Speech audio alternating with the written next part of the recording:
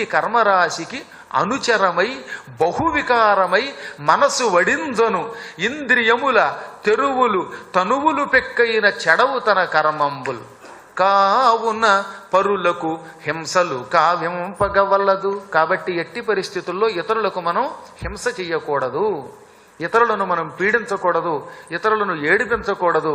తనకు కళ్యాణముగా భావించి పరుల నొంచిన పోవునే తత్ఫలము పెదప పొందకయున్నే.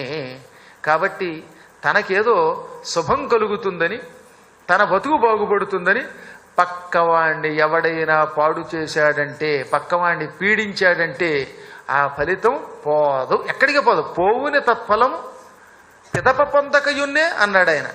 ఆ ఫలితం ఎక్కడికి పోతుంది? ఇవాళ నువ్వు బాగుపడడం కోసం ఇతరులను చంపావు, నీ ఉద్యోగం కోసం పక్కవాడి ఉద్యోగం పడగొట్టావు, నీ మెప్పు కోసమని ఇతరులను అన్యాయం చేసావు, ఏడిపించావు.